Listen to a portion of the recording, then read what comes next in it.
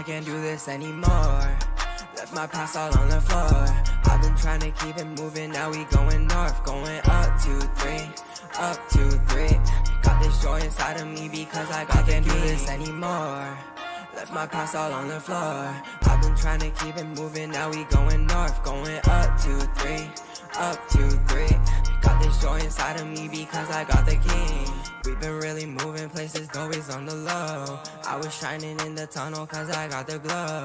People really hating and it really start to show, yeah. We gon' level up again cause that's just how we roll, yeah. Came in with the sauce, yeah. Learned out from the boss, yeah. I've been learning lessons from the struggles and the losses. Praying for communion for the races since we lost it. I done had enough of it for all the pain and cost anymore.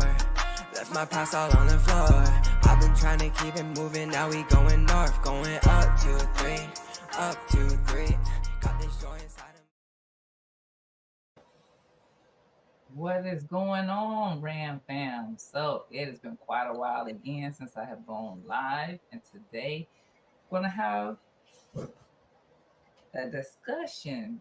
And as you have seen, I've talked about we're going to do what is urban trauma, as well as what is being Black, and are you Black enough? And so I hope you guys enjoyed that brand new intro. You can thank my second son for doing that for me today. What's going on, Vito? So if you have not heard of urban trauma, I am going to read for you from the National Library of Medicine. This isn't the only definition, but this is one of them. And urban trauma is often presumed to be an acute episodic event, may actually be a chronic recurrent disease, even though we're not going to say disease, we're going to say condition, related to the lifestyle, environment, and other factors of its victims. So there is a TED talk that I should have found the link and shared it here. I'm going to find it and share with you later.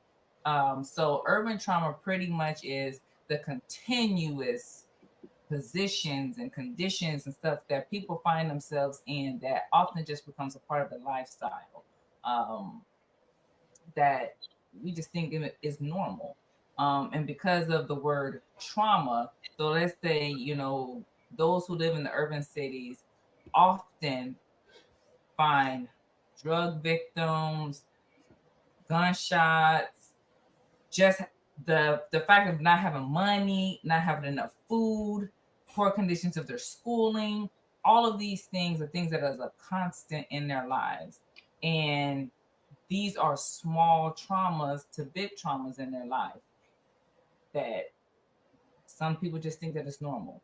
And so with me today, as you can see, I have my husband with me who's going to come and have this discussion with me. And guys, feel free to leave your comments, chime in, because as we know, we are not a monolith. And being Black enough, quote unquote, I am one of those individuals who I am from the Midwest. I am from Kansas. And of course, just hearing Kansas, people automatically are like, are there even Black people in Kansas? And all the Dorothy jokes and all of that. But everyone's condition and situation is different. And there is a quote unquote hood in Kansas, because I was raised in Junction City, Kansas. That is an army town. It is a lot of railroad tracks. There's a lot in Junction City that people do not know about. So while I may not have been raised in the projects, I was also around a lot of Black people with a lot of different situations going on. So, Ameer, if you want to jump in and perhaps maybe just describe a little bit of your child rearing, to describe what kind of traumas or what would be Black, or what say you to spur the conversation. Do it my way. I don't. We've talked about this a lot. I don't necessarily see my childhood rearing as traumatizing, as traumatic. So my lens is, slightly different. Were there difficult times growing up? Of course, I think everybody runs into that. But it wasn't trauma laden. I lived in the projects. I lived in houses. Uh, but everybody was economically close to each other. So even if you did live in a house, right, there was some projects not too far away. We all went to the same high school. We played on the same sport teams. Um, so we there wasn't great distance between us, right? And we knew there were better parts of the town, but we liked our town, our side of the tracks per se. So my growing up wasn't as complicated, I guess, as some other people may have grown up. Right.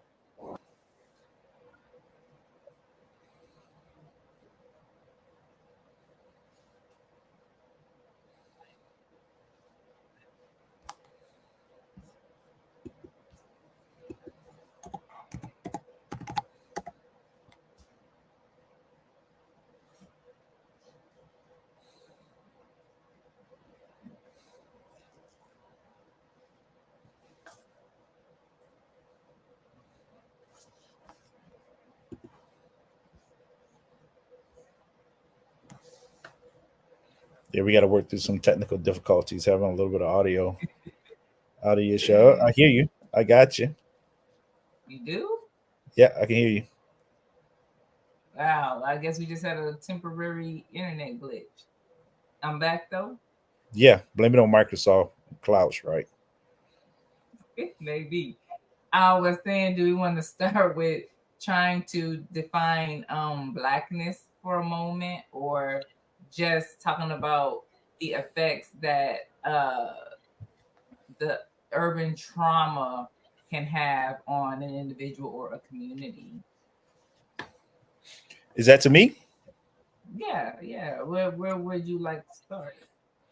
When we talk about blackness, and I'm careful not to define what is blackness. Blackness is what you doing at that time, and I think because and especially when we're not as aware of our cousins around the world, around the country, we uh, we shape a form of blackness that is not necessarily inviting to others. So you started out talking about being from the Midwest, right? Well, Midwest, of course, is black, right? We're talking about Juneteenth, but right, that's a Midwestern centered holiday. We So many of our migrations went north, of course, but a lot of our black migrations went to the west as well, right? So St. Louis is being a defining city that was part of that movement, and so that was its own form of blackness. So you can't deprive that. The West Coast has its own form of blackness. The North has its own form of blackness, but all too often, we like our blackness to look a certain way. We are addicted at times to seeing blackness through the eyes of the projects. And I think a part of that is because of commercialization of that type of stereotype. People buy that. Nobody that wants to buy anything about black cowboys.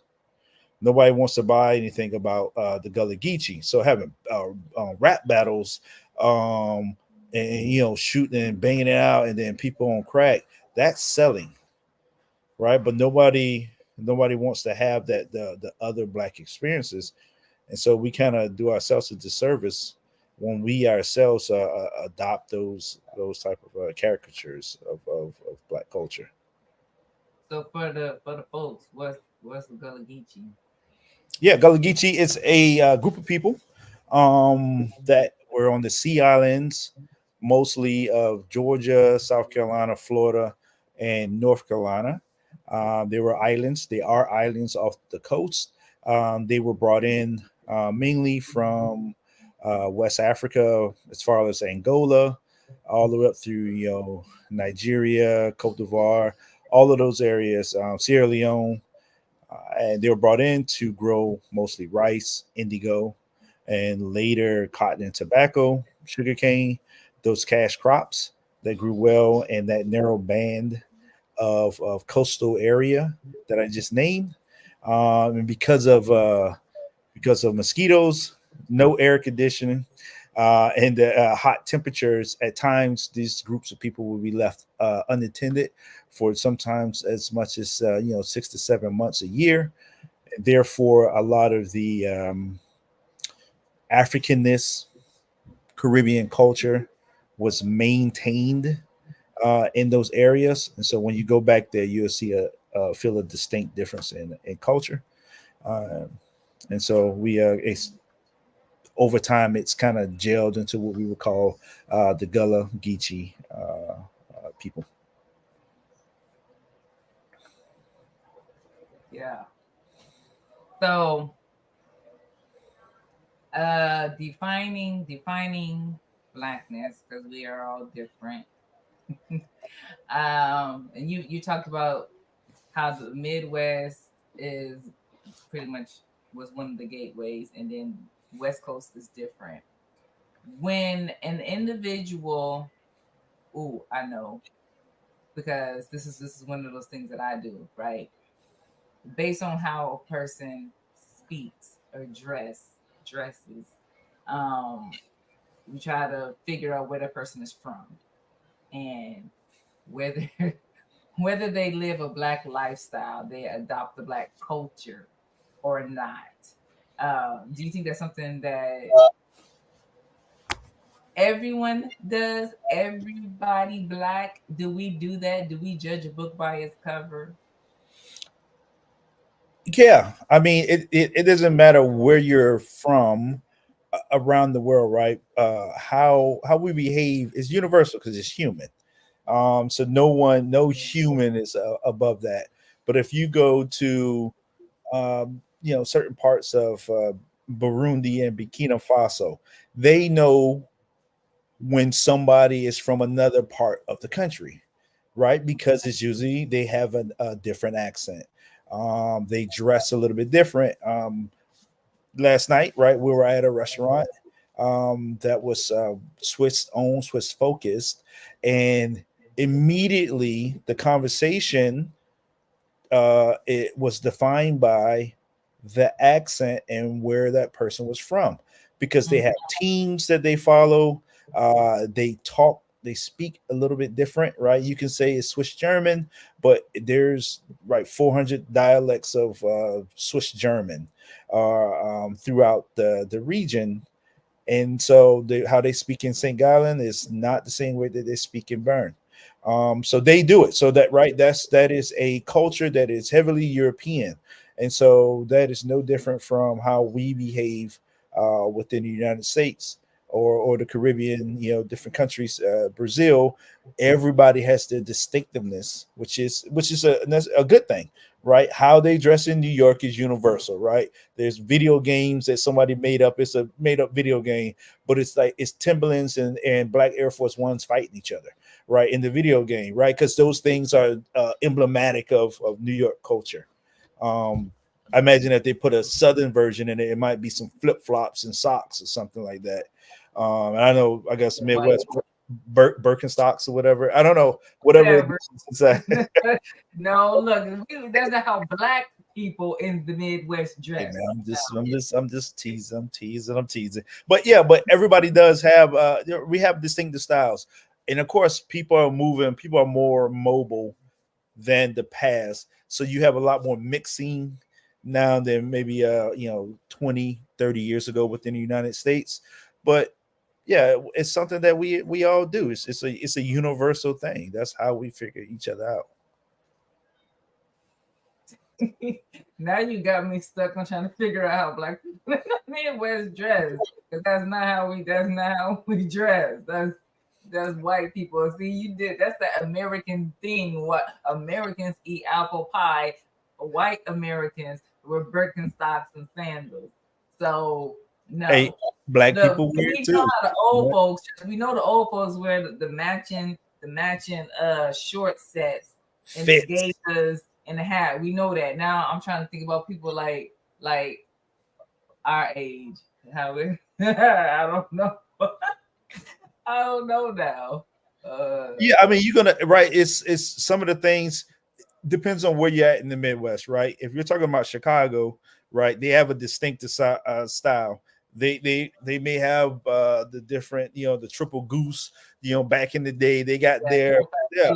Yeah. They have their that's the thing, right? So it depends on where you're at, right? Because of course you have to dress that way because you got the Great Lakes and when it's cold.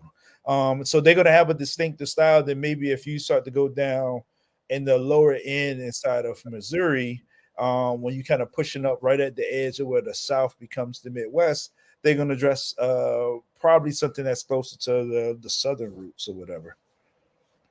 Yeah, we wore that too. But shoot, do me all off. See, this is what happens when I be trying to just not use notes. But anywho, so let's just go to let's talk about language a little bit. So because as I put in the description or whatever, like certain dialects and the way people speak and isms and stuff. So of course, yeah, people used to tell me a lot like I sound white. I talk like a white girl. But is there really a thing? And if so, what is wrong with that? How does one sound white? How does one sound black? First of all, how is that possible? Yeah, when people say, "Oh, you sound like a white girl," it's it's it's hilarious to me, right? Because I definitely would tease somebody, but I like languages, and so um people when people say that, right, you have to think where they coming from, because I know that what white girl are you talking about? Are you talking about a white girl from the South? Because a white girl from rural Georgia is a good chance sounds just like a black girl from rural Georgia, and she was most likely influenced from the black girl, right? But that influence again came from the Irish, right? But then the Irish was influenced, right? So it's always going back and forth. What I think a lot of people are saying is that you sound Midwestern. That's really what it is, because that Midwestern is the dialect that's most often used for news broadcasts, because it's the one without it. So that's what people are associated with it. But none of us sound British except maybe the Gullah Geechee. Right? That's the white girl. If you're saying someone sounds white, that's the bar. Everybody else sounds Caribbean or country, especially when you put us right in the same room as our British and Australian counterparts. Then you realize none of us sound what you think you sound like. We sound like a bunch of cowboys next to the British. Yeah. Yeah. And so even as we listen to more of the shows that we hear on Urban View, Sirius XM, to go back to our people, it's not necessarily our roots, but like our people here in the States, they prided themselves on speaking properly. Because why? Because that's what kept them out of trouble. So I think that's a trauma. I think that's a trauma. It's a trauma. So I was speaking with our kids we were in the car and we was listening to somebody, and I was like, you could tell that's a pastor because the way he said, oh, he said some word, but the way that the way he pronunciated the word, I was like, oh, you can tell it's a pastor because that's how every black pastor says that particular word. But so to tell someone that they speak white, that's how our people prided themselves, and you can say the uppity people or whatever. They wanted to ensure that they spoke proper because this is what protected them from getting in trouble with the law and you just, whatever, as well as tying the language with the way that we dress. There wasn't nothing wrong with putting on the 3-piece suit with the hat, with the whatever, with the Sunday best dress, like all of that. Was nothing wrong with that. That was pride. But now to speak properly is to be white. Yeah, I think even back then though, I think there's always been and that's the trauma. There's always been a focus on how one spoke, right? So if you were a Southerner coming up from Georgia speaking at Geechee in New York, right? Yo, we don't speak like that up here. So Mhm. it was all, and that's a thing, right? That's one of the separating strategies that has been used to keep certain groups out of power. And so then we became, this is the trauma. Then we over relied on air quotes speaking proper. I do think that you should learn how to pronunciate and enunciate the common language of the country that you're in. I don't think there's anything wrong with that. Where I think it's a problem is when you abandon the language of transaction amongst your community, right? So you can be Gullah Geechee and learn how to speak very articulate, Mm-hmm. but don't give up your Gullah Geechee. I.e., I point back to Switzerland. They can speak English well, but they also speak Swiss German. Swiss German is a Creole. You can't write it down. There's nowhere written. You can't go buy a book and say, I want to learn how to speak Swiss German. It's a Creole. It's a bit of German, a bit of local language, a bit of French inside of that language. But they also speak German. They don't abandon their language of Switzerland because they have two superpowers sitting on the top of them, Germany and France. They speak both of those languages well. They speak English well because they do transaction and commerce with us, but they do not give up their identity and they don't feel bad for speaking Swiss German. It's a Creole. So we would do well to not be traumatized into abandoning things that give us a, a mental advantage. Having multiple languages is shown to one ward off certain psychological degradations. One is more creative. Like there's a host of things that's attributed to having multiple languages, Right. and we willingly give it up because we're traumatized and forced to like you don't speak well. Well, that's incorrect, especially when people use when they adapt the language for their use. It's at times more complex than the mother language itself, and we should stop running away from that, right? That's a trauma. You speak white. Look, we should be able to converse with as many people as possible, right? So that means, hey, look, rest of America, learn how to speak Spanish, right? Because that's going to be that is, if it's not the primary language in the United States in 30 years, it's definitely going to be the close second. We should be able to speak, and if we was able to speak Spanish, we wouldn't have such an issue of people coming into the country. But we can't even communicate with them, and we force them and tell them they have to speak our language. That's a trauma. That's a trauma. That's a trauma. And we should shy away from that. Learn to speak English well, but don't give up, African American variant English, whatever form it be in. Yeah, because what I was saying was on their shows they were talking about nowadays here lately when people say you're so articulate and you're so smart and so wise and whatever.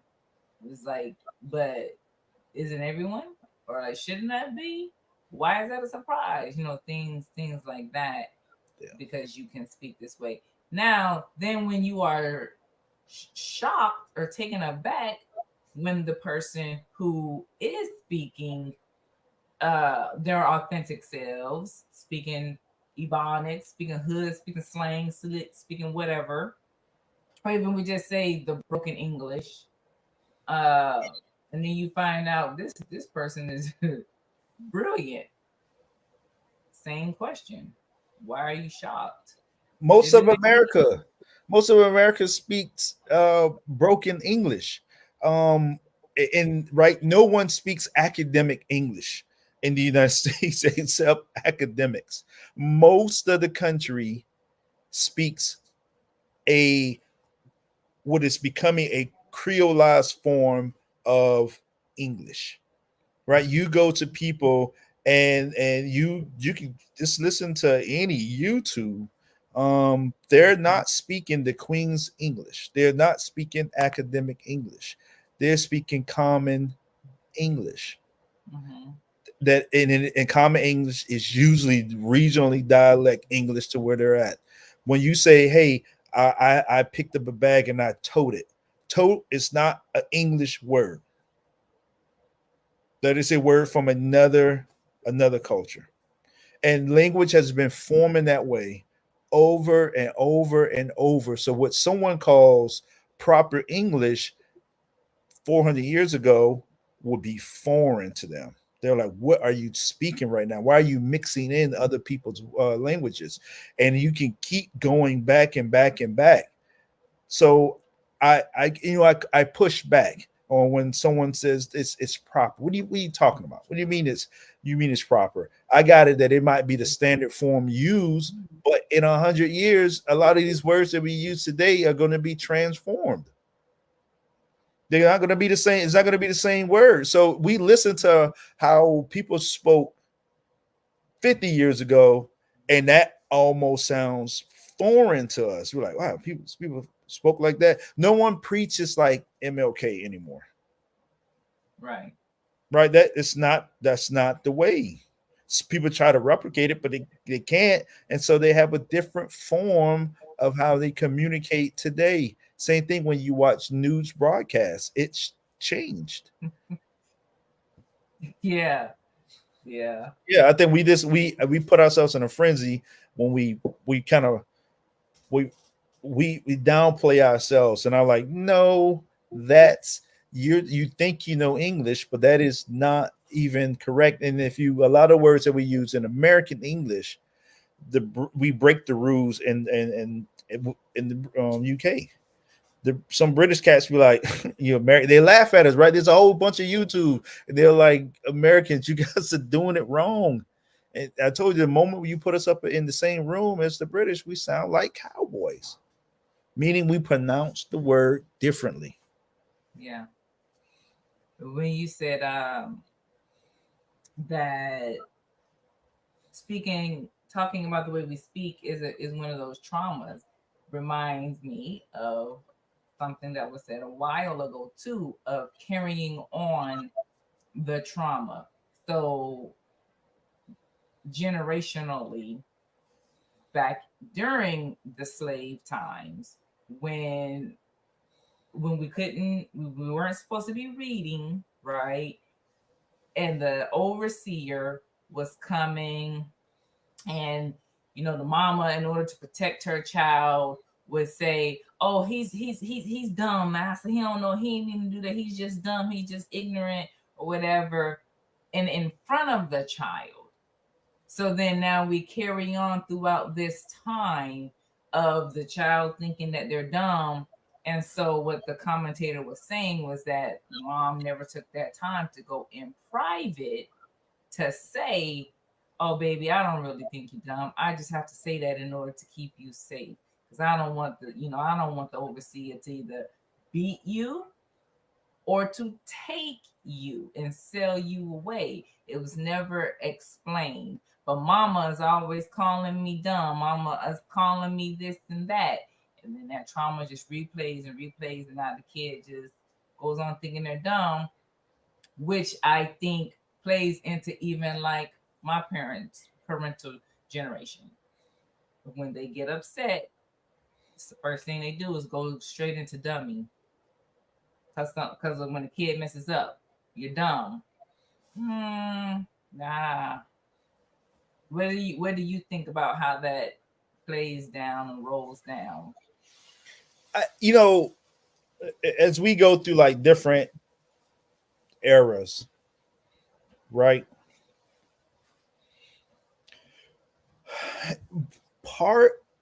So there was definitely protection from parents, as they didn't want their kids to seem like something else, so their kid will be preyed upon by the master, right? But that's not a straight line from that period to now.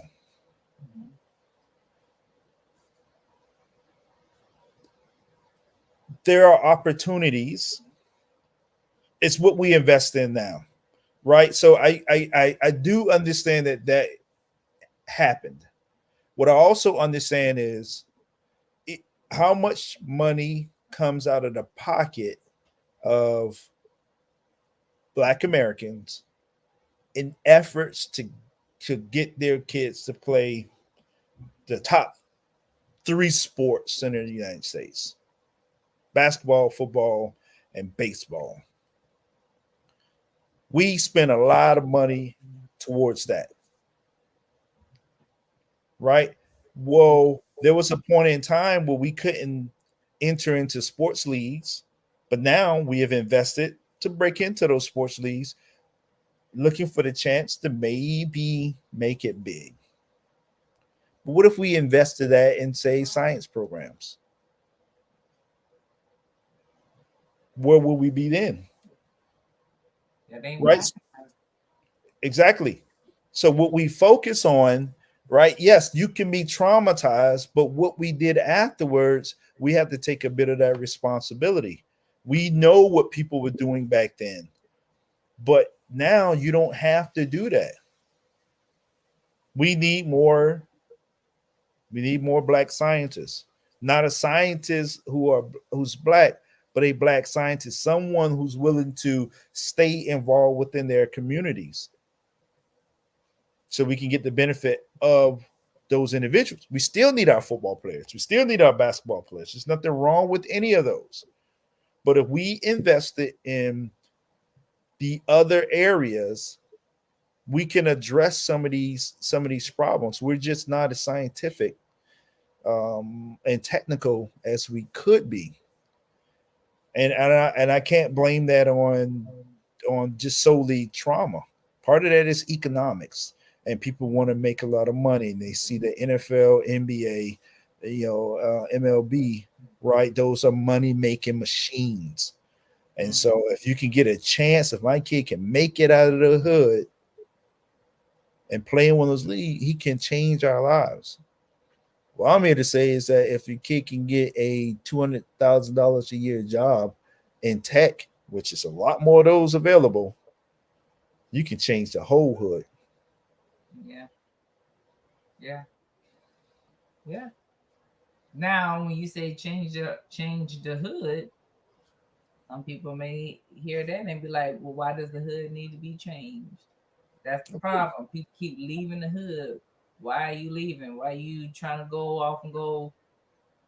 What is it? Be like the white flight. Why are you leaving? Yeah, people. Yeah, uh, Vita said trauma keeps people Yeah. from change. Um, yeah, but I also think that the friends you keep keeps you from change as well. And a lot of people, like, if you, one of the things is like being around people that's going to challenge, that's going to challenge you a little bit, challenge you a lot. And that's the scientific piece, right? A lot of the stuff that people say and do is whack, and we hate to hear that, but it's like, yo, would you do it? It's not science. It's not wise, right? We have a culture that is driven by youth. We had a culture that's driven by economics, of consumerism, not necessarily economics, by consumerism. And so we follow trends, and people are always changing. Change is happening all the time. We can't say people are not changing. Of course, people are changing. It's what they are selecting. That's maybe what the trauma is shaping. And so, yeah, there is white flight, whatever. Again, this pattern of people making it and leaving their area. It's a brain drain. It happens, and it's a talent drain. It happens in Africa as well. Ghana has been trying to ensure that their talent stays or comes back. That's a global problem. United States itself is concerned about that. They try to keep his company within the borders of the United States to try to benefit from that. So that's always a challenge. But in all those situations, the reason why people are leaving is because the environment is not conducive to those individuals. I don't think a millionaire would have a problem staying adjacent to the hood if they didn't have to worry about someone trying to take from them.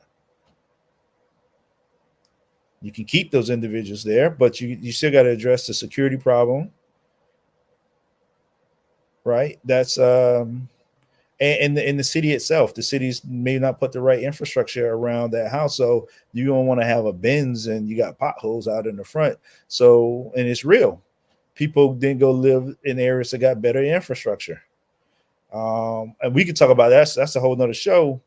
But that this is driving some of this why people are leaving the area. And when I say hood, I'm not just talking about the urban hoods. People leave the backwaters of Shannon Sharp told you where he was from. He can go back there. That was not the hood, but he ain't trying to live there.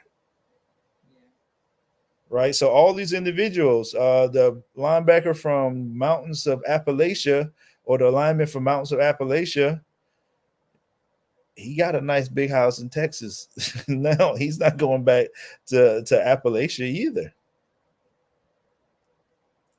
So let's spin it to the positive because you said you can change the whole hood. So uh, Mike Epps went back and bought, I believe, like houses from his whole neighborhood. He bought the whole neighborhood up. And so, what do you think of people learning to come together and buying up their neighborhood, buying up a few houses instead of, like, has been said, instead of spending money on buying shoes and buying cars and buying whatever, let's go up and buy up the block. Let's together go and buy this vacant parking lot and turn it into a garden, and let's change the hood because we want better for ourselves and the next generation. Yeah, I mean, it's a strategy. Why wouldn't you want to own where you live, right? Why wouldn't you want to be reap the benefits of that? I would, but it has to be done in conjunction. He buys the block. Awesome. Got the block. But then the city decides to sell it to the investor, another higher investor later on. Mm-hmm. So what was our strategy? We can't just buy the block. Got to buy the block. Got to be the mayor. Got to be right. You got to keep working on every aspect of our community. we got to service all of it, or we got to be smart enough to ensure that the right services are provided to us, so we can do all of the stuff, right? So there's more strategies. So buying the block in isolation is not going to do it, right? Because you may have a, like, DC, keep DC go, it's the banner right now, right? Because people are coming in and they're improving the neighborhood, improving it. But then when they came in, first thing they did is start to adjust cultural practices as well.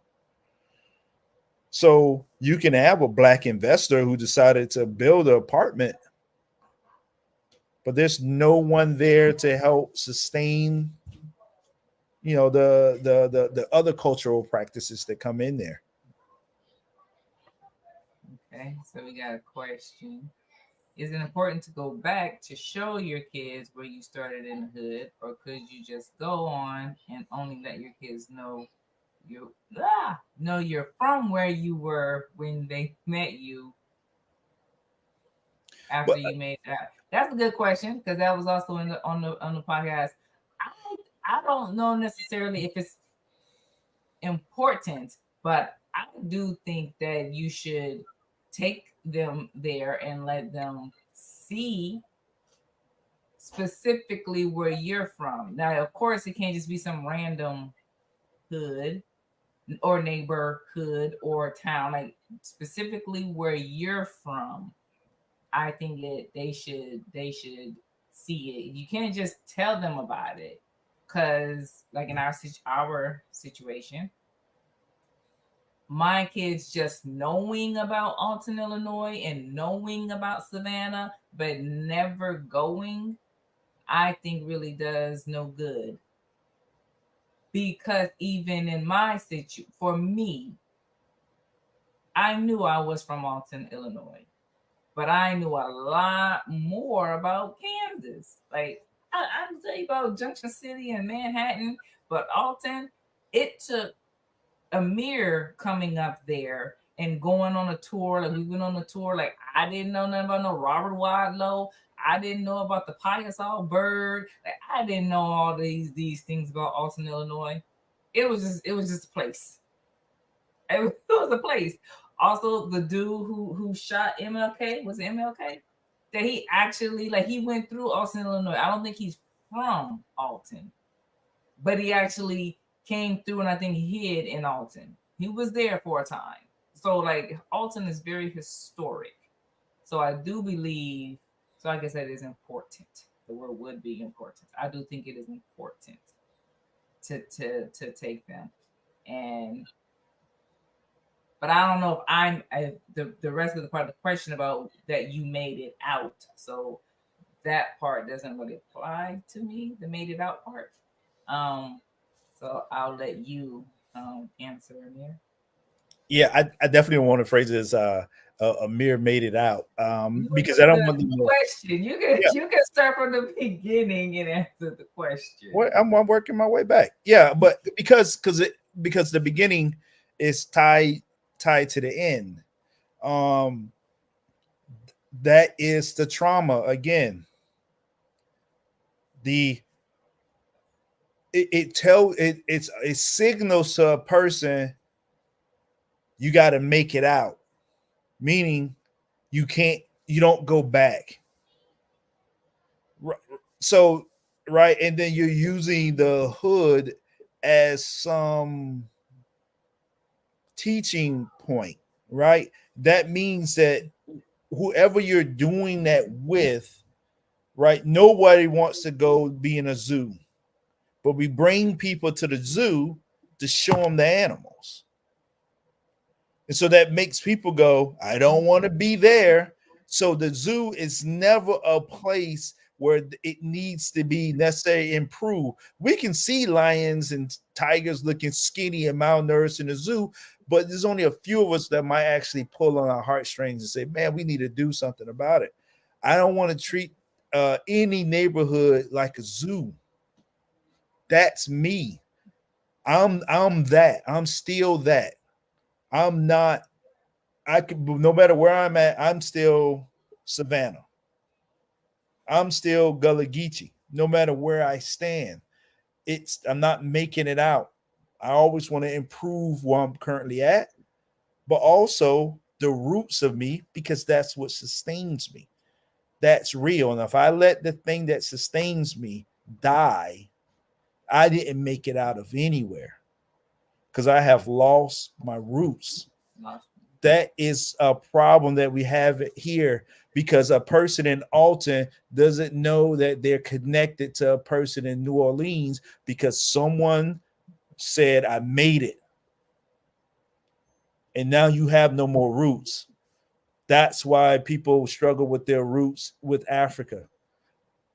We're all messed up. People do not understand just how African they are because the roots have been severed in a lot of places, because people get a place and they forget it. You're always you.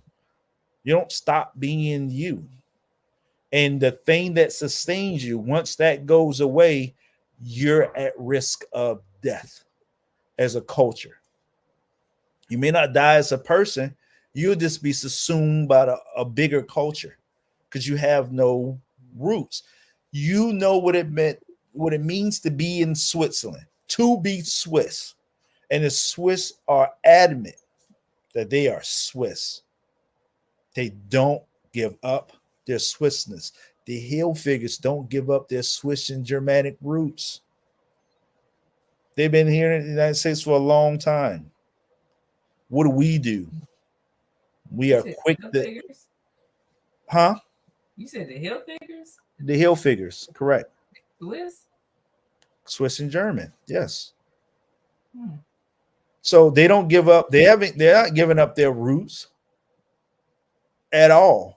But we as a people are so quick. Like, we came from the Caribbean after we left Africa. Most people don't know that because we got rid of it. Yet we eat oxtail. Like, we don't get where our oxtail eating habits came from, our okra, our greens. Like, we go straight to Africa, but that's not the right path. We went several different locations. Some people came directly to the United States, not everybody. So I think that the phrase it in the way that we made it out, I think helps continue on the trauma.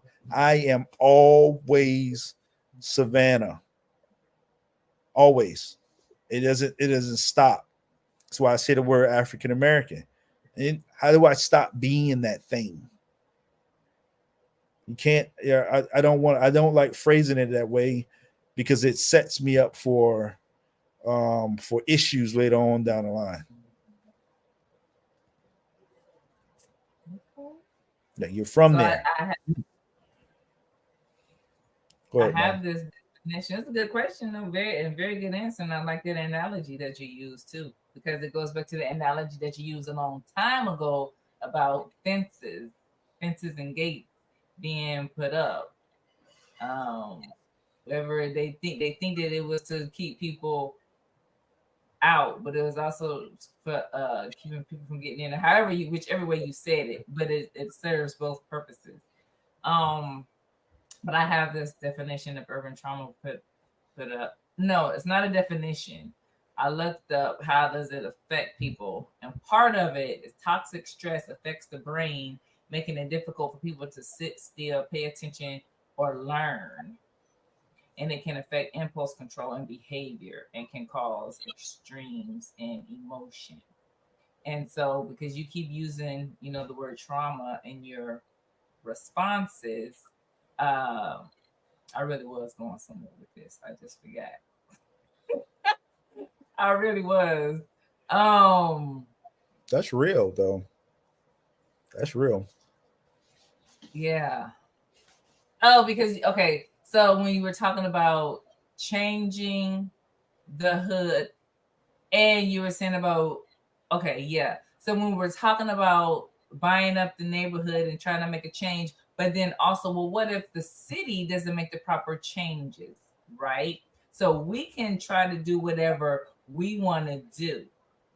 But in addition to what you said, I just formulated a picture and a movie scene in my head, right? So you got this block or a few blocks that's Black owned, right?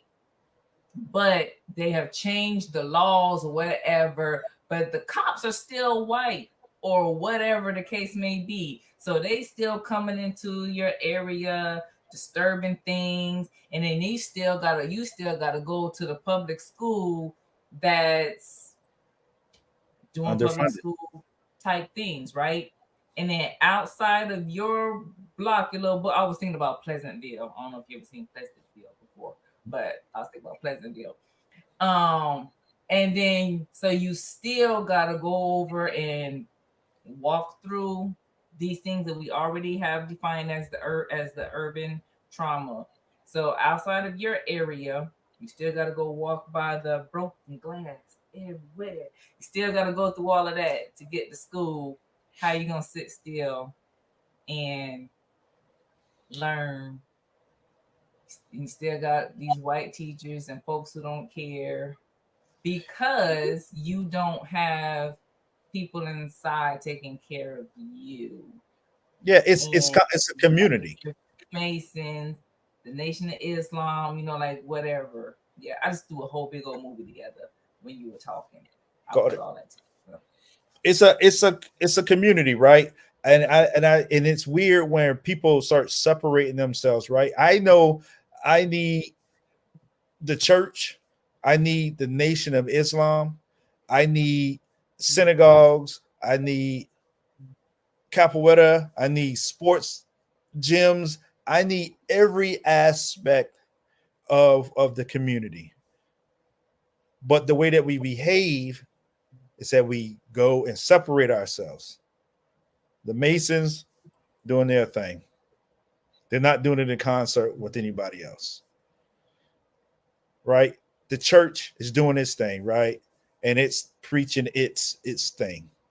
Right? And it's like, well, we can fix all this, but everybody has to come over and be us. And then Islam says we can fix all of this, but everybody has to come over and be us. Right? That's not really community. That's domination. Um, if they were serious, then the masjid and the mosque and the church would get together and do a co-op and say we're going to ensure that there's no food deserts inside of these neighborhoods. And so when a mom and a dad or whatever cluster grouping of people is coming home from work, that they have food, fresh food available within walking distance. Right. So they're not eating trash food. That takes stress off.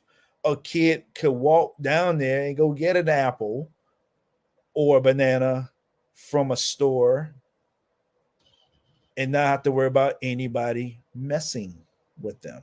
And a mom and a dad doesn't have to worry about that. Right. That starts to take the trauma off. But nobody bands together like that. Everybody keeps their own little thing, their own little program, their own little island. And so, great, you brought the neighborhood up, but where's the grocery stores? I want to see that. Where's the running track, well lit area so people can go out and go for a walk? So you can't just do one of them. You have to do all. You got to do all of them. And we got too many entities that have the capacity to do it, but it won't go work because they're preaching messages of separation, messages of different. Everybody wants to be something else. They want a strong, vibrant black neighborhood, but every one of these groups is teaching that you're different. And I don't know how, that's part of we got to address that issue first, right? Because then we can hold the city accountable because we got a unified message. Yeah, because the thing right now with voting, or just no, with just voting is getting people to understand that no matter who you vote for, you got to get them in there. Like the person that you want, you got to get them in there, but then you can't fall silent.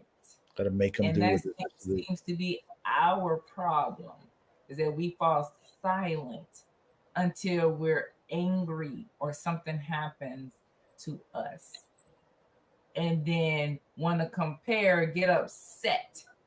Get up, don't be upset with the LGBTQ plus community. Don't be upset with the Asian community. Don't be upset with them because they didn't, or the Jewish community. Don't be upset with them because they did not remain quiet. Once the person was there, they kept their presence known and was like, nope, you said that you were going to do this. And I need you to keep that promise. I need you to do this. I need you to do this. And we don't do that. We're just like, oh, good enough. Got you in there, and then get upset. Yeah, that's that is exhausting. But that's the truth, right? You got to be in it for the long haul.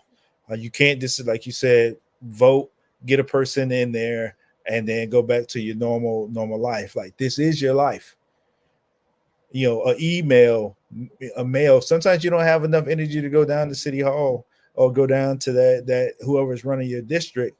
Flood them with mail.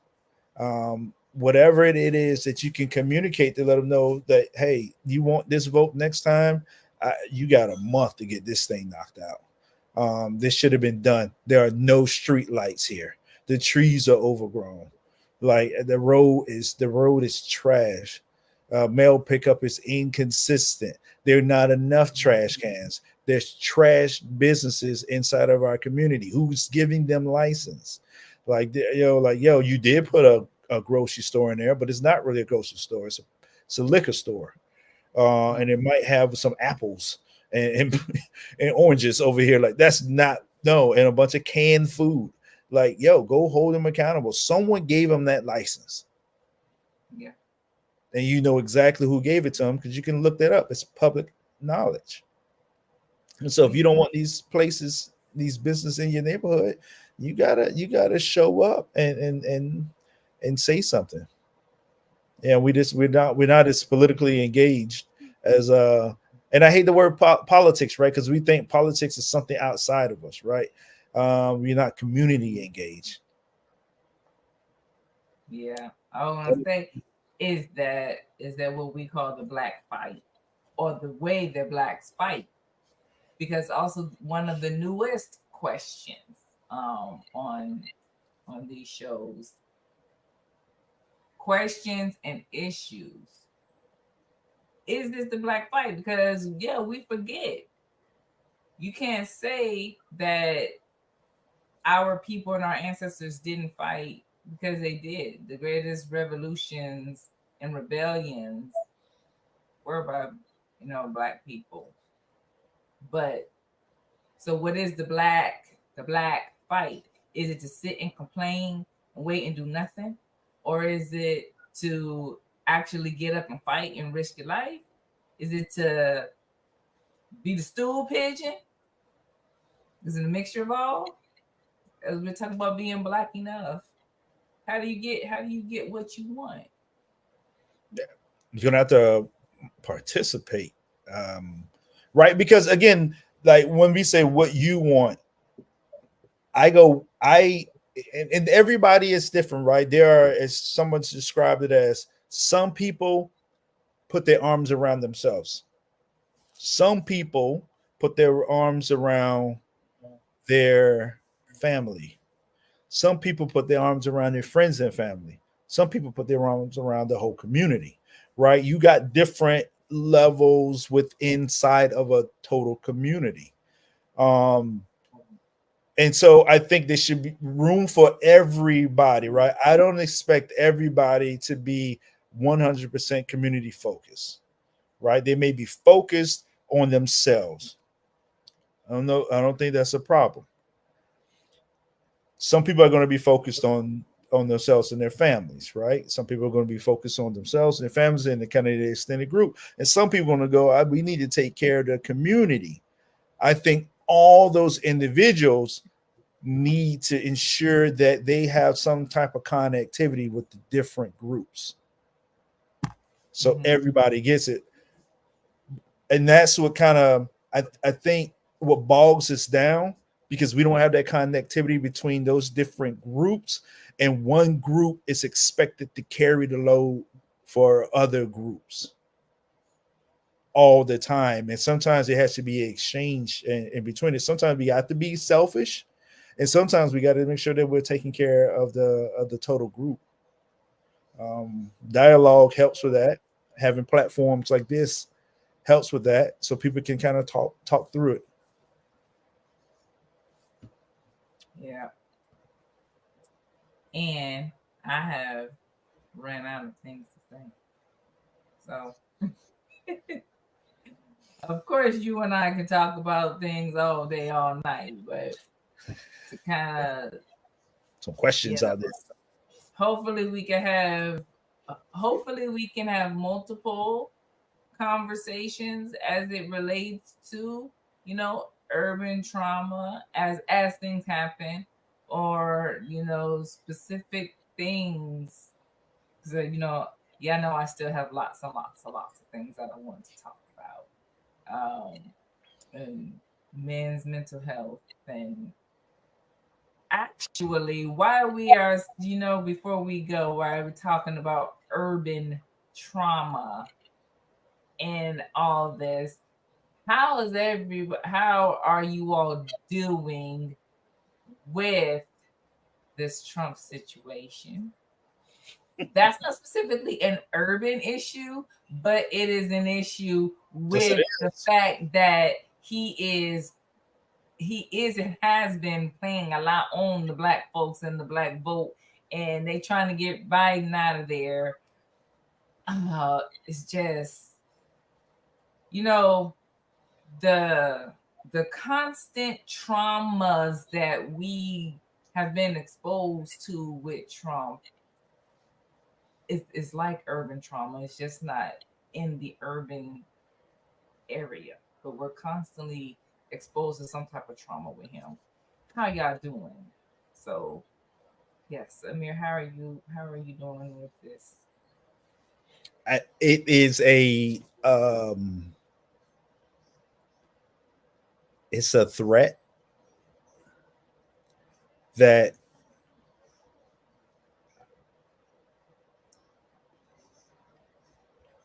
it's the best way to say this. Look, if we don't want, again, we're in a situation. Individuals are saying they want to do X, right? We got Project 2025. We got the GOP plan. We've had MAGA talking points. We've had Republican talking points. So people are literally showing the playbook,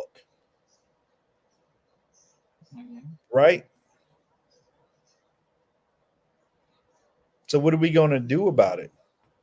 And I think because we're in an identity crisis within our own community, this might be rough on us. So I mean, I'm okay because I am okay fighting.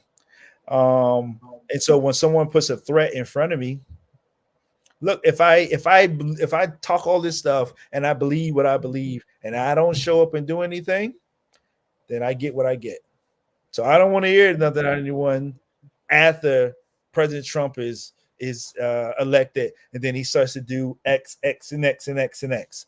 I don't want to hear that because they showed you the playbook.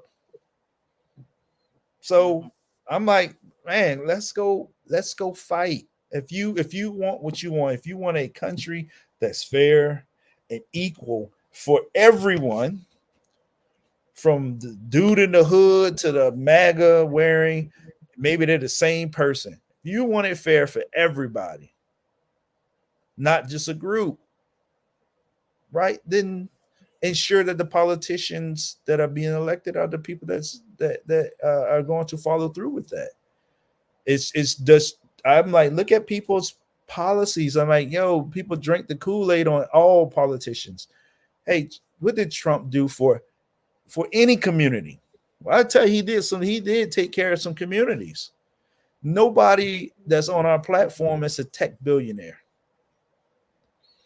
He took care of those, the billionaires. Yes, he did take care of communities.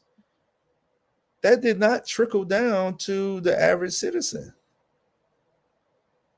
So right. I'm just like, let's fight. But I'm like, no, let's get out here and start telling the truth. And that's the same for anyone, for President Obama, President Biden. What is it that anybody should do? We're the rock stars here. We're the people. They're supposed to be supporting us, not the other way around. I'm not here to cheer on a politician. The politician is supposed to be cheering on me because they are representatives of moi. And so I'm like, let's go, let's fight. But I hope a lot of people really understand what they're fighting for. Like this is it. I don't want to hear religious talk. I don't want to hear. I want to hear hype, sports hype. I don't want to hear a bunch of people philosophize. You got to get out and go fight. That's it. You can't sit by and go, my vote doesn't count.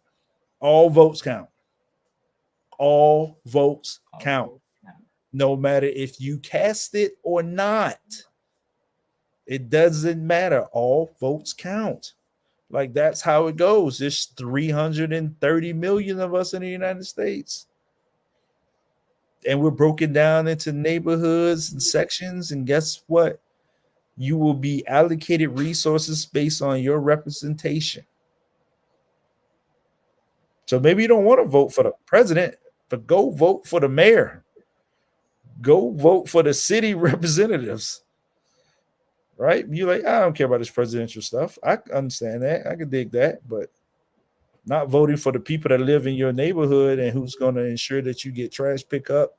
Are you going to get certain rights as a mother, father, a woman, right? LGBT, right? All those things. We got to show up. So I'm in fighting mode. That's how I am. Right. And then before we go, our other two viewers, chime in. How y'all feeling? How y'all doing? Question is for everyone. I'll give you a few moments as we sit and wait. Also, as we sit and wait and in this dead space, I'm going to feel it. I am going to fill it with a repeat of what I said in other videos that has nothing to do with this particular subject. Ameer and I are about to have only 2 kids in the house. Again, as we did many years ago. I shared a little bit of how I felt about that.